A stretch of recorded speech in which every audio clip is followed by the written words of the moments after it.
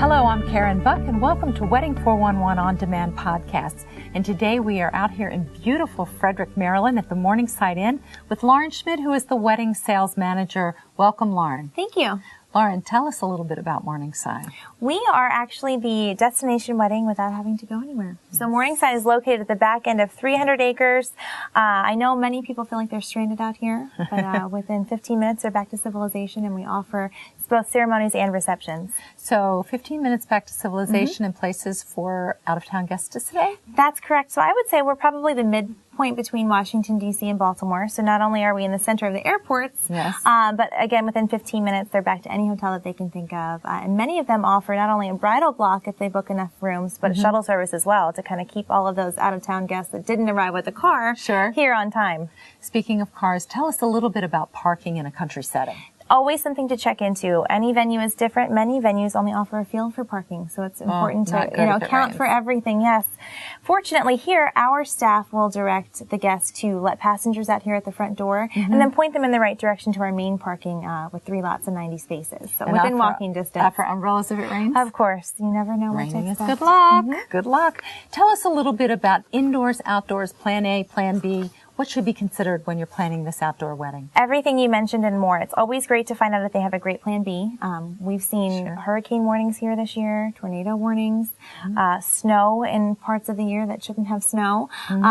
Fortunately, we have a Plan B that captures the same view that Plan A would have, and in about 10 minutes we can turn things around on short notice. Just make sure that there's, tents to accommodate for things like that and so forth. So you could have the ceremony and the cocktail reception outdoors and then go inside for a reception and dance. That's correct. And the best part about it is that we can move things around so quickly that you don't really have to plan necessarily on all of it outdoors or all of it indoors.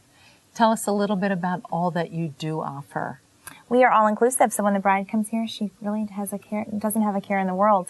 Morningside covers all of the linens, all the place settings, all of the tables and chairs on both levels, the wedding coordinator, all the setup and cleanup. Nobody wants to take trash out after their wedding night, and all of the staffing.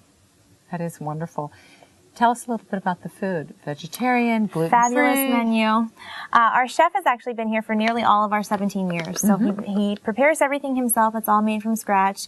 And I always tell my brides that there's no need to uninvite their vegetarians or their gluten allergy guests. He is happy to accommodate for anything as long as we can give him enough notice in advance.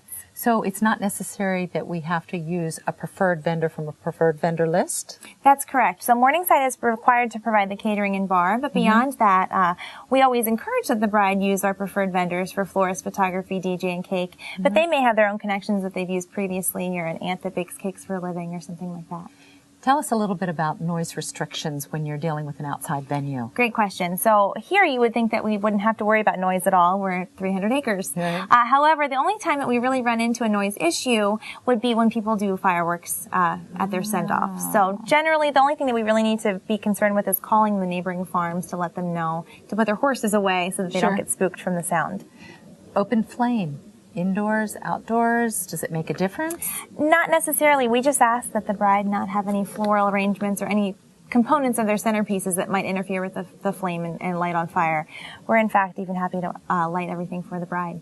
Handicap accessibility. Great question. So when considering any venue, but particularly the country venue, it's always important to find out where the ceremony will be located. So many times this might be in the middle of a field.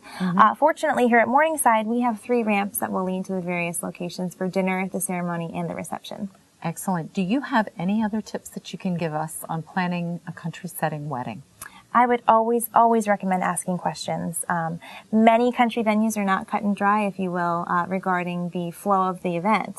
So I'd always ask questions to determine how everything will work and whether or not they can accommodate the Plan B.